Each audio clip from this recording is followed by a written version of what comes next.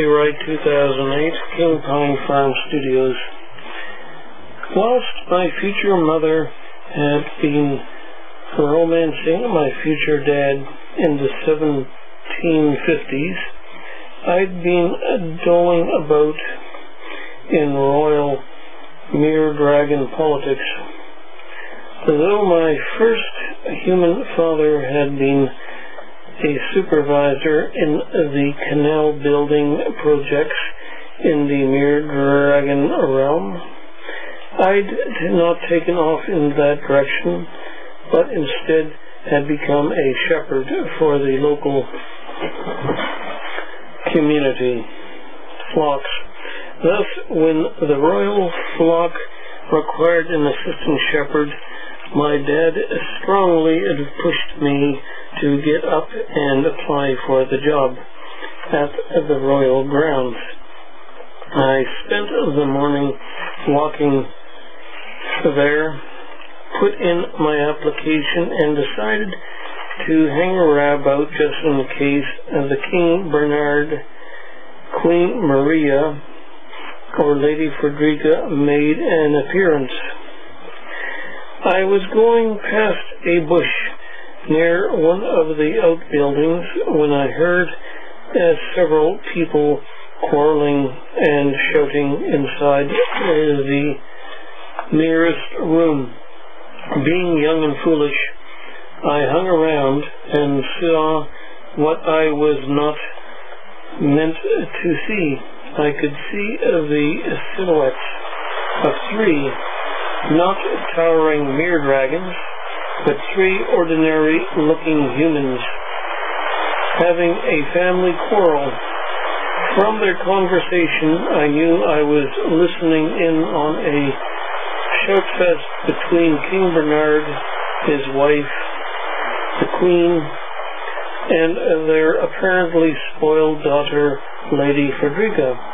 The princess stormed out in a rage, and when I heard a door kicked open on the other side of the bush I was crouched behind, I knew the supposed mere dragoness royal had to be only feet away from me. She was still screaming away at her parents in the building, and then I heard the hiss. The building behind the bush glowed eerily blue, and I heard the tearing of cloth, the snapping of bones, and the shredding of flesh, and the sounds of Lady Frederica in pained distress. Then the glow died away, as did the sound, and I realized something very big and tall and scaly and blue was staring down at me furiously from the other side of the bush.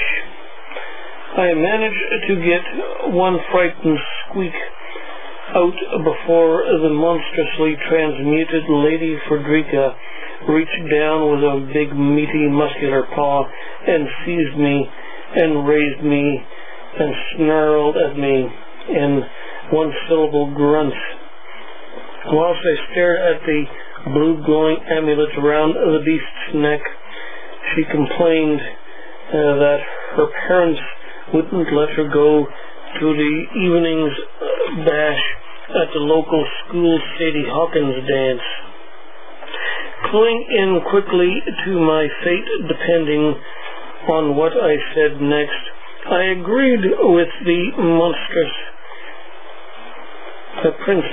reptilian princess Frederica, and told her I'd be happy to help her find a way to get to the Sadie Hawkins, noting she might sneak through the gatehouse in my clothes if she looked like me, past the royal guardhouse.